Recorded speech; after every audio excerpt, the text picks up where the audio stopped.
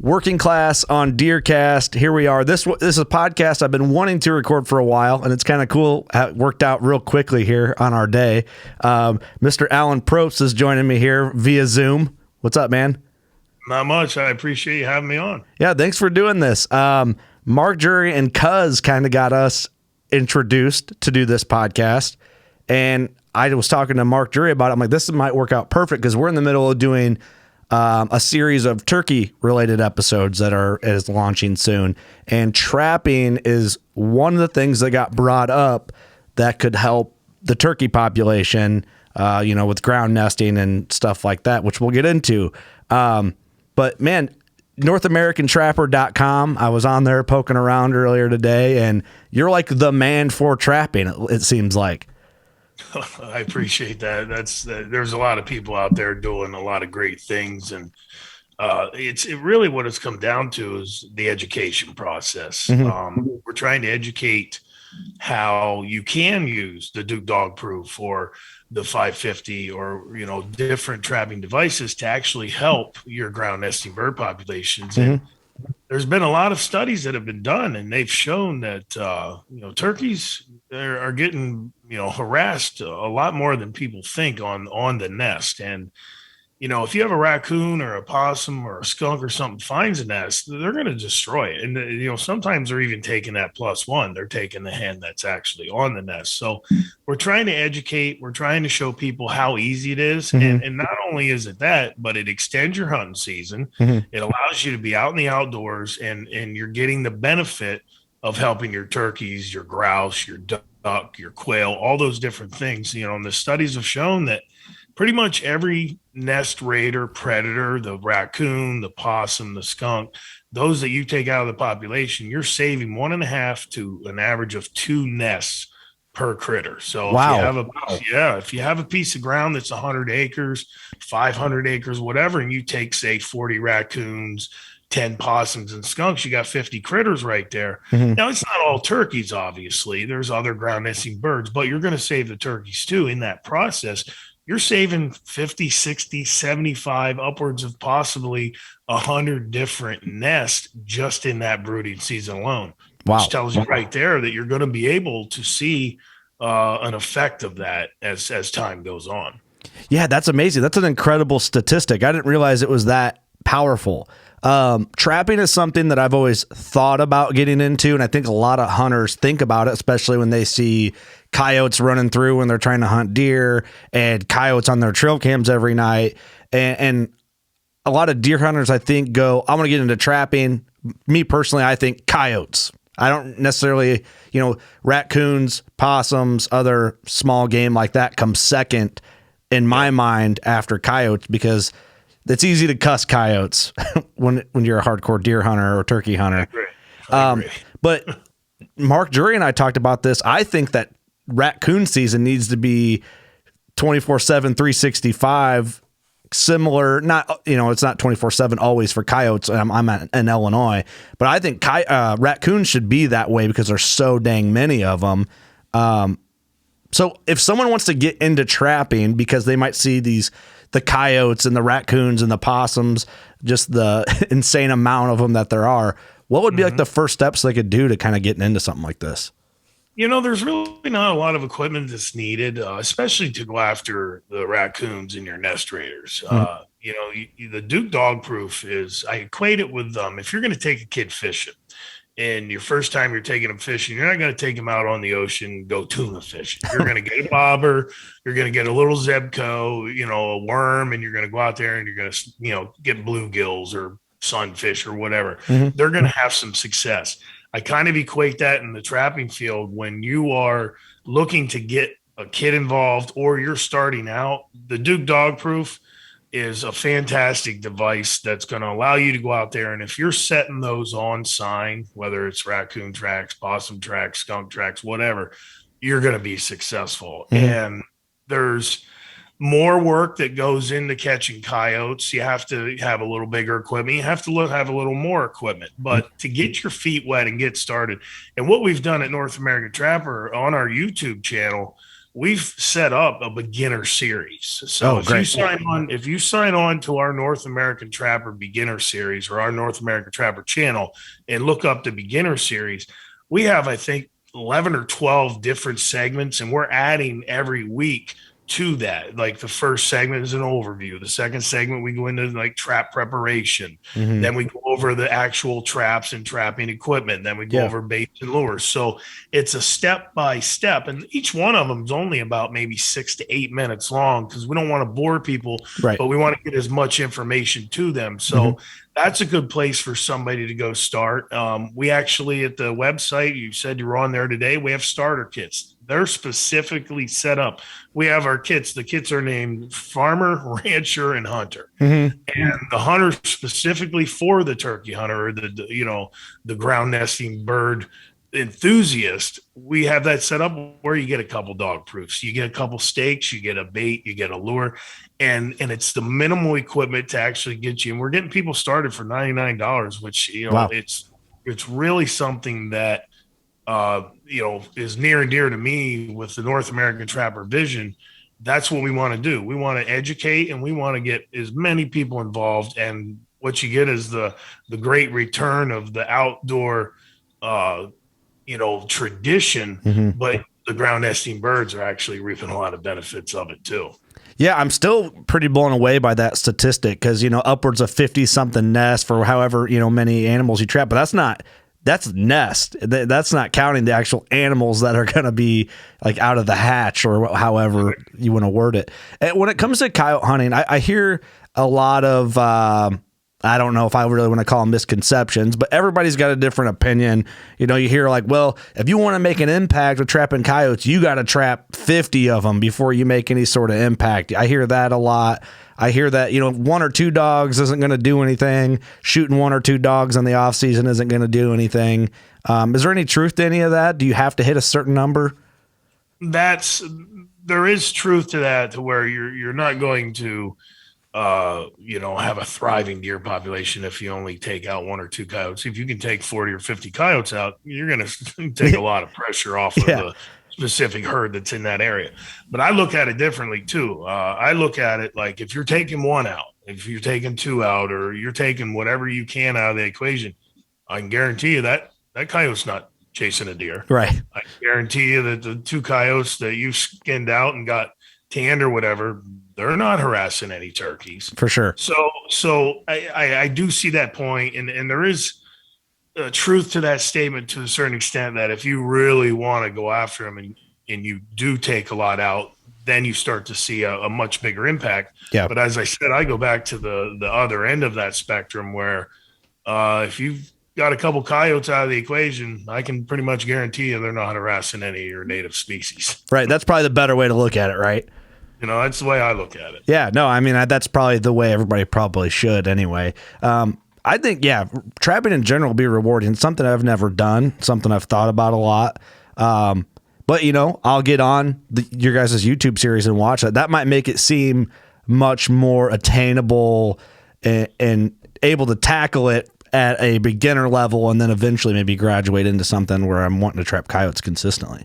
I'm glad you just brought that up the way you did. Attainable. I think there's been a big misconception, and really it is a misconception that trapping's hard and oh geez, there's so much that goes into it that I don't even want to try it. Yeah.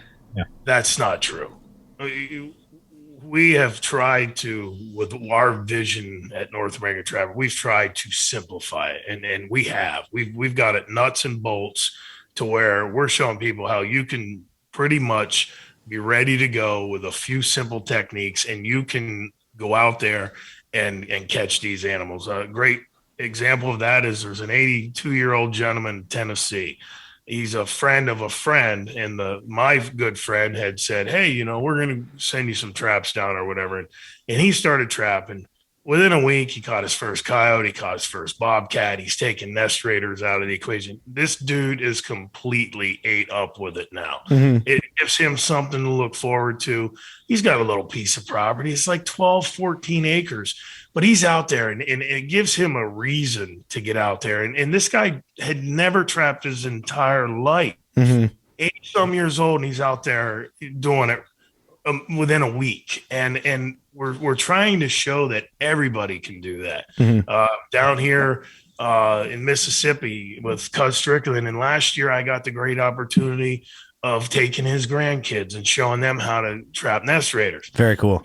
I'm in Pennsylvania a couple weeks ago, and I get a clip from their mother, and she sends me this clip, and little cranky 10 years old, he's out there doing it by himself. That's awesome. And he's filming himself. It's something anybody can do, and that's what we're trying to do. But I like that you brought that up because I think there's been a big misconception that it is hard, and and we're trying to destroy that myth when it comes to that. Yeah, I think judging by what you've said, I mean, you're probably already doing a good job. I'm going to look into it. This conversation is pressuring me into wanting to do some. I'm really just tired of seeing raccoons on my trail cams, but but I think it'd be cool. I live in Illinois, and there's a property I hunt that has a lot of bobcats on it. And I know. I don't know the logistics because I've never trapped. I haven't got into it yet, but I know there's a way we can trap bobcats here, and I would love to do that. I got to look into it, right? But that might open up. You're allowed one. Well, allowed one. They give away 500 tags in Illinois, and you're allowed one bobcat. You have to get that tag through the lottery system. I was just in Illinois at Rocky Branch Outfitters. I don't know if you know who they are down in Southern Illinois. No, not familiar. I was trapping coyotes and nest raiders and stuff for their property, and they're good friends of mine. And when I was there for about 8 nights. I had to let 4 bobcats go. So there's a lot of bobcats in Illinois, and I hope that it's getting use the data that they're getting to maybe allow people to take more than just the one of the 500 people that get the tag. Yeah, it seems like the last 2 or 3 years, about everyone I talked to is like, I've never seen bobcats, but now I'm seeing a lot of them. Like and that was the same way with me. I saw my first bobcat ever in the wild a couple of years ago, and then now I see multiple a year. I'll have to send you a video of what I filmed. I had a real big, I believe a big Tom bobcat. I think it was a really big bobcat. I'll text it to you. You tell me, you'll know. But 20 yards, and I can't do anything about it. I'm just watching this beautiful cat. They're really cool. Almost kind of eerie watching them move around. They're a cool animal. So how do you let a bobcat out of a trap? Because that sounds miserable to me. Well, there's catch poles. It's called a catch-all pole, and you have to actually be very careful with bobcats because they have a very soft throat larynx region, and you can shut them down pretty quick. So you kind of need to get one of their arms in that noose when you get it around their neck, and get that arm in there to take that pressure off the neck. And then you just got to be careful watching their claws when you go in and unset the jaws to let his foot out. But the traps that we're using, I'll make that point real quick. The traps that we're using now, these animals are not injured. There's no breakage. There's no cuts. When we let them out, they run away. I let all the gray fox go I catch. I don't kill gray fox. They're my favorite animal on earth. And I'm not going to harvest that animal because, one, I think they're just awesome. 2, they're not worth anything. The fur market is pretty much completely abysmal across the board. But 3, there's not as many as there used to be because the coyotes have chased them out and killed them and things of that nature. So I want to keep those fox, populations at least where they're at. Yeah. But the best way to let them go is to get a catch pole and be careful with that throat region. Okay, that's good advice. I'm glad I asked that. And then leading in the next thing, I think the other misconception, there's probably a lot of misconceptions about trapping that I'm not even aware of that you probably hear on a daily basis that might make you cringe. But I think everyone thinks old school Disney cartoon bear trap, like with the claws, and it's just like you're done once you get your hand caught in it. And that's not the case, I'm assuming. No, I mean, the traps that are on the market now are they're restraining devices. They hold the animal. They're offset a lot of times. They have bigger cast iron jaws, which is more area to cover the animal foot, which it's not a smaller area, which is going to pinch harder. They're very efficient. The dog-proof trap actually catches them high on the arm. And you can pretty much let any animal go from these traps and they're fine. I don't know. I'm just a Yankee from Pennsylvania. Hmm. When I come down south, I'm just amazed at all the loose dogs that are running around. So in Illinois, I had to let dogs out of my traps. In Missouri, I had to let dogs go out of my traps. The one was a pit bull. I was more scared of the pit bull than he was of me, I think, Yeah. obviously. Right. But I let him go and he was fine. And the thing is, you let him go and they look at you and they kind of stick around because they're like, "Oh, thanks, buddy." Yeah. But they're not hurt. They're not, their feet aren't all cut up and things of that nature. So it's a testament to the traps that are on the market. There's no traps with teeth. They're not maiming devices. One of the other big truths that's out there is that trappers just go and set their traps and they leave the animal there to suffer. Hmm. Anybody that has trapped or will trap knows there's a lot of hard work that goes into it, and it's not something that you're going to go set traps and then not go check your traps. Actually, checking your traps is like Christmas morning every time you go and check. So every corner you drive around or every little set that you're coming up on, it's like, what do we got, and it's always that every time. So you try and get people the information, you try and get them the facts. And if you mentioned the traps, but you can look at any of the traps that we offer on our website or anywhere on the internet, and you'll see they're restraining devices, not maiming devices. Yeah, I think it's good to cover that at least, and it's just a pressure hold essentially, right? It's a pressure hold, and don't get me wrong, the animal's probably like, well, that hurts a little bit, but yeah, they run away, and a day later they're completely back to normal. Yeah, it's not cutting their foot off. No, and it's not, and they're really, quite honestly, most animals are going to get caught at night, and you're going out and checking your traps at daylight or 7, 8 in the morning, 9 o'clock. You're through your whole line. Most people are going to be able to be through their whole line within a couple hours. Mm-hmm.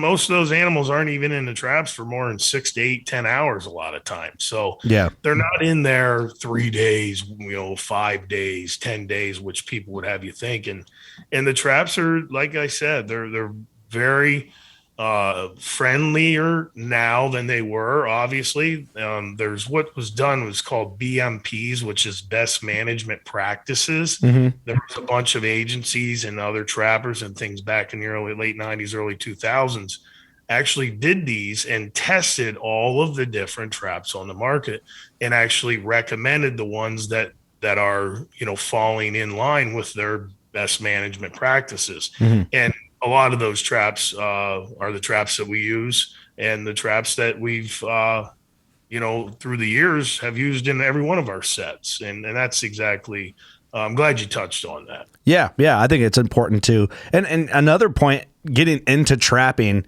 I think that the access to ground and the permission to trap on more ground, if someone's like, well, I don't have a lot, there's a lot of hardcore deer hunters that I think if you went up to them or old farmers and said, hey, can I trap raccoons? Can I trap coyotes? I bet you 9 out of 10 would be like, yes, please. Especially guys that are trying to manage deer that might have a coyote problem. It's like, yeah, come on in and trap as many as you can. I bet you the access to permission or to property would surprise a lot of guys. Absolutely. It's like clockwork. If I'm in Illinois or in Missouri or somewhere and the landowner lets somebody know that I'm in town trapping or whatever, it's like clockwork. 2, 3, 4, 5 different landowners like, hey, tell them to come over and trap my property. There's just not enough time in the day. Yeah. So there is plenty of land out there. And you mentioned deer hunters and stuff. The one thing about taking some of these nest raiders out of the equation, you're going to save yourself a lot of money too. You're going to save yourself money on your deer corn that you're feeding. You're going to save money on farmers. You're going to save money on crops. Batteries on your trail cams. Batteries on your trail cams. Like if you put a 50-pound bag of corn out and you got 6, 8 raccoons hitting that every night, they're eating half your deer feed. Mm-hmm. So you're literally spending half of your money feeding the, nature's, marauders, instead of what you're trying to do with the deer or the turkey. So, you're going to save yourself money as well. And if you are looking to get some traps, you're going to pay for your traps in short order by the amount of feed you're going to save. Yeah, it all is going to even out quick when you look at it that way. What's your favorite thing to trap and why? You know, I like trapping anything. I cut my teeth back when I was a real young kid on the water. I love trapping beaver. Mm-hmm. With beaver trapping though, it's literally the one that takes the most energy and strength because the beavers and you carry blocks and the sets, you can't just throw them in quickly like a dog proof. But I love chasing nest raiders. I love going on a farm and telling a farmer or whatever that, hey, we're gonna help you out. We're gonna take some of these out of the equation. And actually I got a chance to film in Illinois with a farmer and her husband. We went in there and I went around their property and I said, well, this is where I would put them. This is why I would put them here. Here's your travel way. This is where da da da da da. And we put out 12 sets the day I was there, and we went and checked them the next morning. They had 9 coons. Wow. So they completely were ate up with it immediately. And when it comes to other critters, there's nothing better than going up and having a coyote in your set. Yeah. You're going one-on-one with the pretty much wiliest animal out there, and you got him to put his foot in a 2-inch circle. And he can go anywhere on earth, and you got him to put his foot where you wanted him to in a 2-inch circle. That's pretty cool when you put it that way. That's pretty cool. Yeah. And anybody can do it though. Like I said, it's not rocket science. You're going to be able to go out there and do that. And when you do catch your first coyote or your first bobcat or whatever, it's a good feeling. And I really, quite honestly, that's our whole vision. That's our brand. We want everybody to experience that feeling. Yeah, I'm already thinking of ways. Just I live in the country and I have a little couple acre chunk of woods by my house, but I mean raccoons out the wazoo. And I'm already thinking, my daughter's pushing 3 years old. My son's not a year old yet, but that's a good way to get them into the outdoors or into this right in the backyard. Like I don't have to wear them out with a drive and packing them up to go somewhere. We can do this around the farmer's field around my house, which he'll appreciate and definitely let me do it. But I mean, yeah, that's a good way to get my kids more into it and into the lifestyle and realize what's going on around them. Yeah, when your son and your daughter get a little older, when they're in that 5-6-year-old range, when they really understand what's going on, they're going to wake up in the morning and be dragging you out of bed just like they're dragging you to the Christmas tree. Yeah, they want to go check those traps. Yeah, and as I said, and you've said, you are doing a service for the farmer. You are doing a service for the rancher. You're doing a service for yourself, and you're doing a service for the ground nesting birds when you can take some of these out of the equation. There's not a lot of travels out there now. The fur market is not good. They're very seldom ever hear of anybody taking a coon dog out anymore. It's a different ball game. There's plenty of critters out there, and I'm just happy that we're making some inroads and we're teaching people how it can be a beneficial process for everybody in the hunting community. Yeah, absolutely. Absolutely. Hey, another thing I want to talk about is North American Trapper on Sportsman's Channel. So you guys are kind of everywhere. You guys are making this, I mean, you're doing it right. Like you're making it attainable, available for anyone to capture this information and get the equipment and get out there. But talk about the show a little bit. I've been doing television since 2005. I ran on the Sportsman Channel, Pursuit Channel back in, the early 2000s to the teens. I had the opportunity. I filmed for a lot of people. I produced Bob Walker's Sportsman's Outdoor Strategy show from Walker's Game here. And then I started a trapping show in 2010, and I really wasn't, I wasn't able to, take it to the next level, and really probably didn't understand how to do that as well. And that ran under the F&T's label up to a couple years ago. And then I branched out on my own. I said, I want to do this. I'm going to bring my brand back. North American Trapper has been around since 2003. That's always been my passion. That's what I started with from day one. I moved back from Orlando, Florida to Pennsylvania in 2003, started North American Trapper, did a lot of different educational videos back in the day. I see them now and I'm like, wow, that's 20 years ago. And I'm really young and skinny there. But the show runs on the Sportsman's Channel. We run our showcase, which is an informational piece. We run that on Pursuit. Mm-hmm. We have our YouTube channel. So we're trying to get as much content out there in that education process. And it's great to, have people like yourself have us on and give us a platform to reach more people. And I just think it's something that everybody can do and everybody will have a great time doing it. Mm-hmm. And the positives of the activity with the turkeys and all the other things and the extending of your hunting season, getting you outdoors, doing more outdoor activities, and just the tradition of trapping. Trapping settled the West. The beaver trappers are the ones that mapped the West. Mm-hmm. It's just an overall mission of ours to get as much education to people as we can. Mm-hmm. I think it's great, man. That's a good point too. It's how people made their money. It's how people ate. And you see a lot of these other, pioneers of the industry. Like I know Tom Miranda started trapping, and a lot of these what I would consider like living legends of our industry started out trapping a lot of times. So that's always something to think about too. It's basically what America was based on at the beginning of everything. Exactly, and being able to be out there and go, I call it going one-on-one with nature. Mm-hmm.